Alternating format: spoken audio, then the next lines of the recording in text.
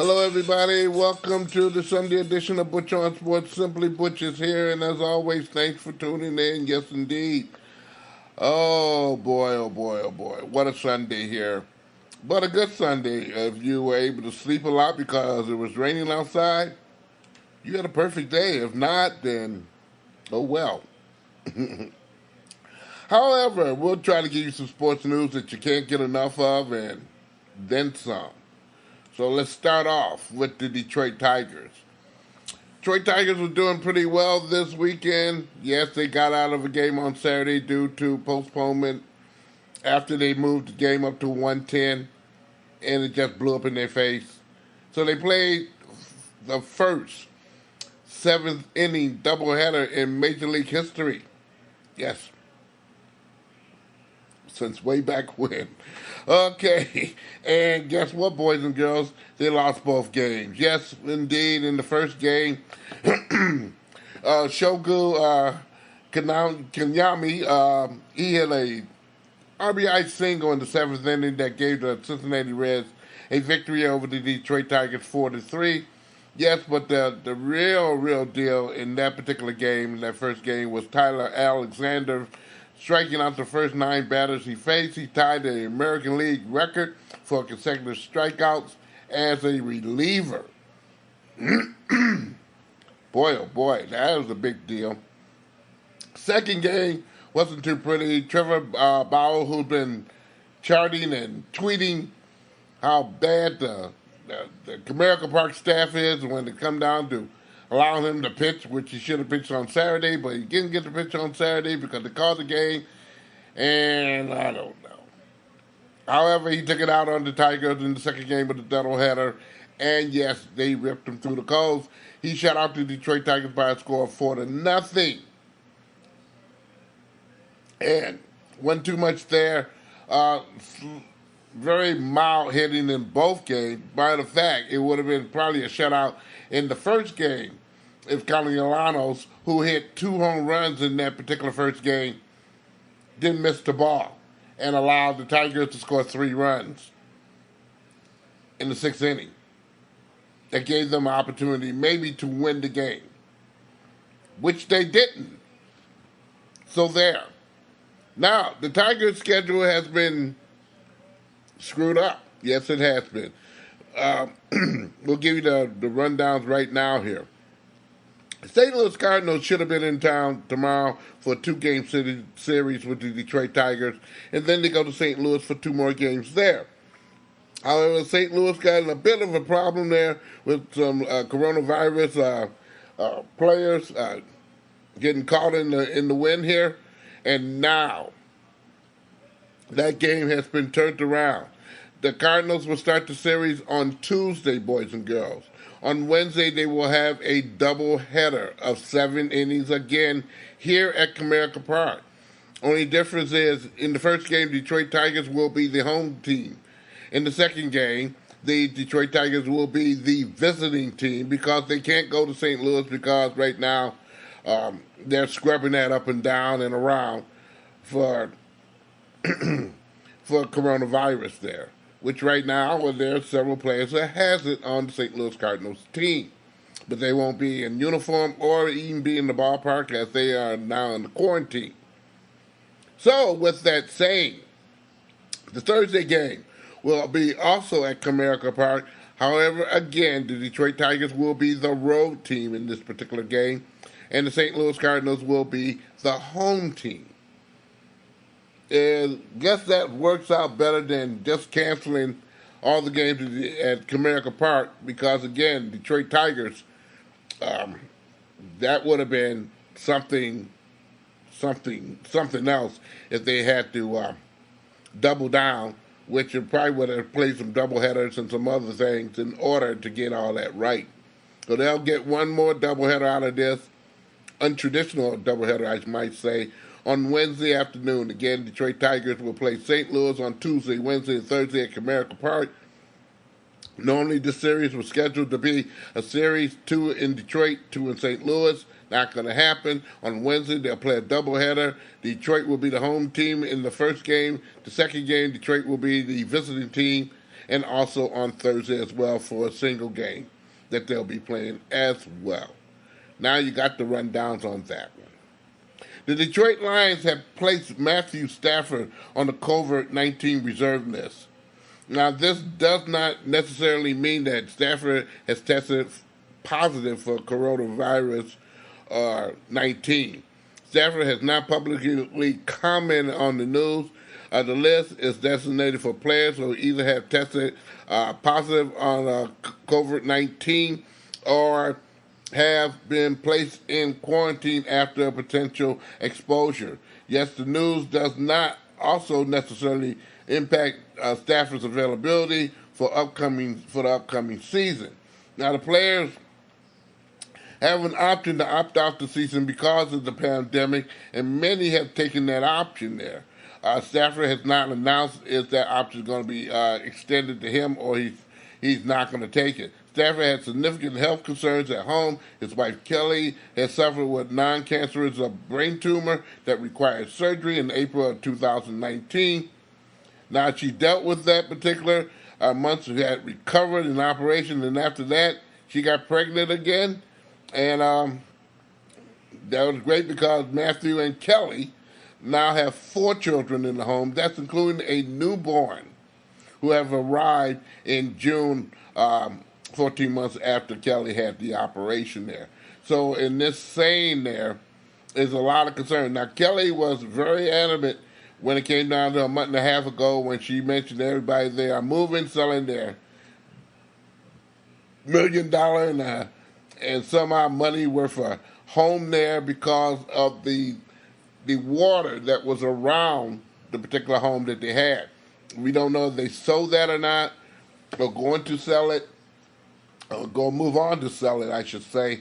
But again, that was the news. So all expectation that they're looking into moving into a brand new home. So, with that said, you cannot blame Matthew and being concerned. However, tomorrow is the 3rd, and that will mean very much so, that all the particular players are going to opt out. That will be the last day they can do that. Other than that, they'll be on the roster. So we'll find out, probably tomorrow, if Matthew Stafford's going to opt out the season, or this is a precautionary mode, or do he have COVID-19? We'll find out. Other roster moves the Detroit Lions have made are the following. On the active or pulp list is defensive end Austin Bryant. Also, player on the active NFL inactive list is Romero Aquano. Okay, he's also a defensive end, defensive tackle. Draft pick Jason Cornell. He is signed with the Detroit Lions, and the Lions have picked up a player on waiver from Baltimore. That's Daylon Mack. He's also a defensive tackle. So you got all the news about the Detroit Lions, and then some. Other than that, they're having conditioning because they will not be able to put on pads and beat each other's brains out till August the 17th, which is almost about a month before they'll start the season. Take it or leave it. Speaking of football, the Monday Night Football team for ESPN has announced appearances are going to be filled by, and this was words from Jim Miller and also Andre Merchant, who gave this information on out there, that ESPN is expected to announce a 3-man roster on Monday Night Football. That will be Steve Levy as the announcer. Color commentator will be Louis Riddick and also Brian Greasy. Both of those are former NFL players. Miller noted that things could change if the college football season is canceled.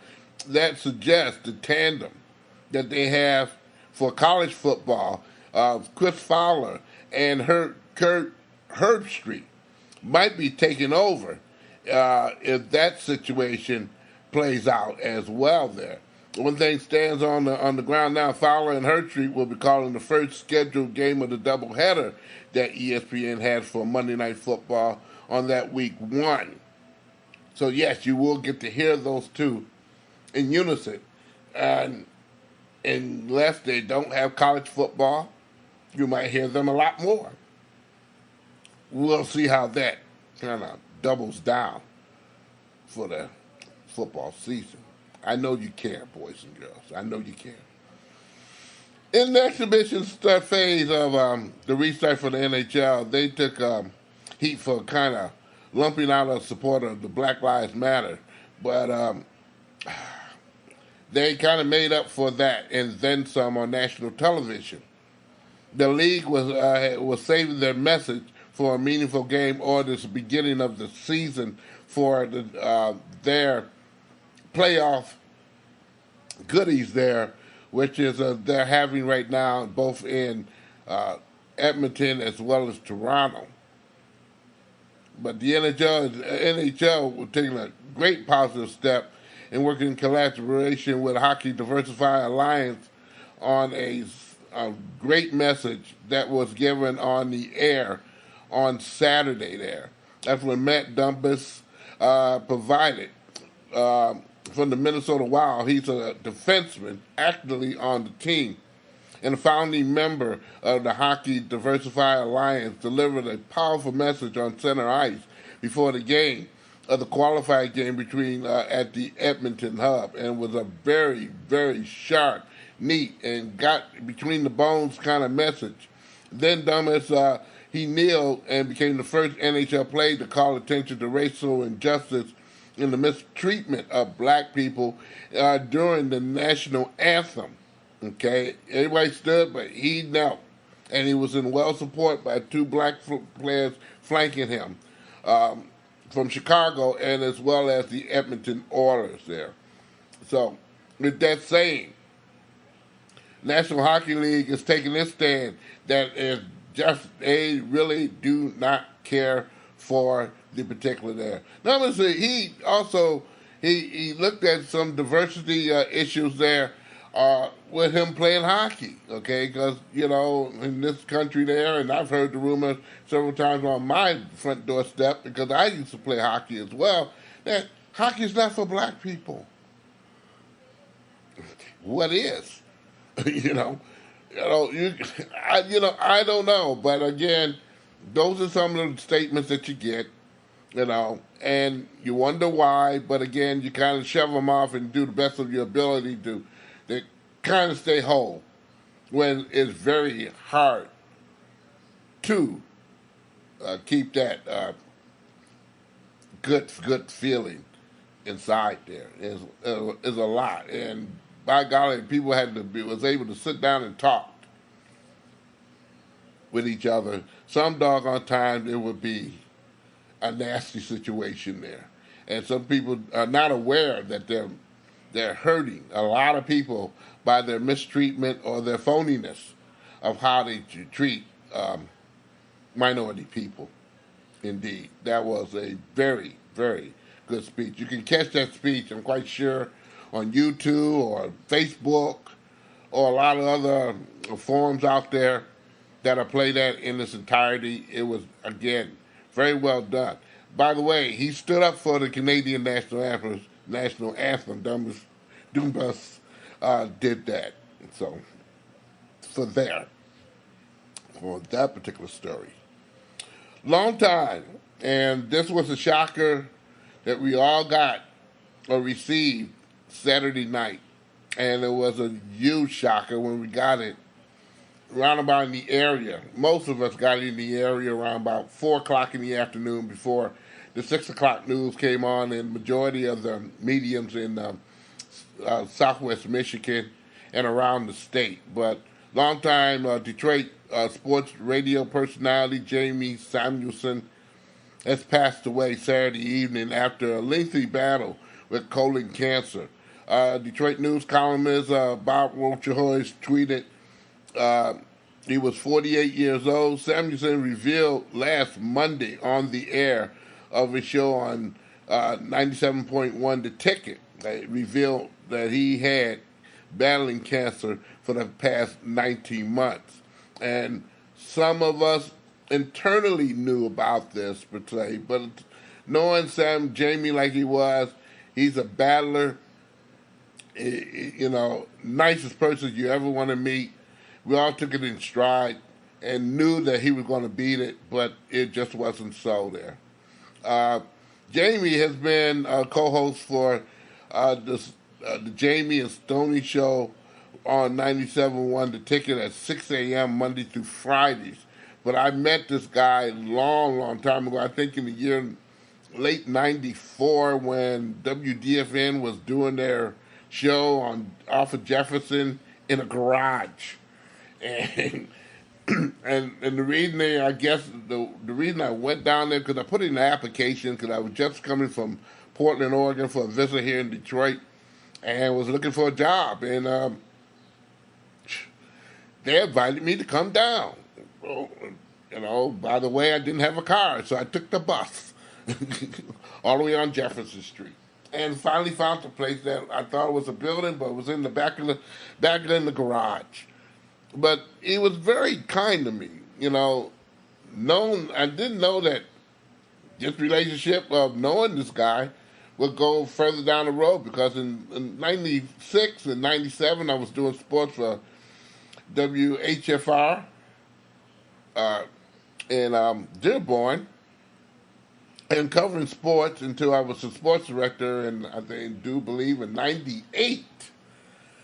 After that, I was on my own and going to places like the Wood and in Grand Rapids and other places until I caught a home at the Ecorse Telegram News and was there for 19 years myself here. But Jamie is always was very nice, very kind, very generous.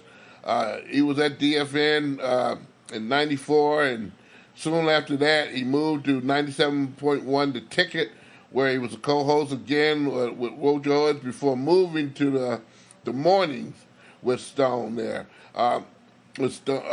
Mike Stone, I should say. He's been on the air since with Stone since 2016. He also was a contributor at many times with the Detroit Free Press, and also you can always call him on the 11 o'clock sports work show on Channel 2, and a lot of Lions pregame shows in the stadium when they were at home. Again, this guy was always pleasant to me, no matter who he was, and he was a big man in the state of Michigan and wherever he went. But he always treated me with kindness and generous, and also, took time off to speak and have conversation. And most times when we, cover a sporting event in Detroit, there's always a lot of laughs. And, some of the teams and their performances in Detroit, yes, it was. You couldn't do nothing. You couldn't go home crying. So there's a lot of laughs we got, with, some of the losing ways of some of the sports teams. Samuelson was a native of Lafayette, California, outside San Francisco. He's a Northwestern graduate. He is survived by his wife, Christy McDonald, who I know also, and they have 3 very good, nice, beautiful children. It's going to miss a father there. Jamie Samuelson, again, was 48 years old. He will be missed by many of us who works in the media and also you fans who also regularly listen to that show on 97.1 The Ticket, and again, in certain mediums in writing and expressing itself in editorials and whatnot. There, it's sad. It caught us all by surprise. Many of us knew that he would beat it, and it was disappointing to hear when he didn't happen. But again, sometimes you say he's in a better place because he never complained. He never never took it out on anybody. He battled and he did it with graciousness there. Again, Jamie, you will be missed. That's the end of our show tonight here on Butch On Sports. I'm going to leave you with maybe some silence here because I guess we do have to meditate sometimes because you don't know when your time is coming or the people you miss. One of the things he also said on this particular interview is take some time to love one another, care for one another, and hug one another there. There's a lot more things bad out there.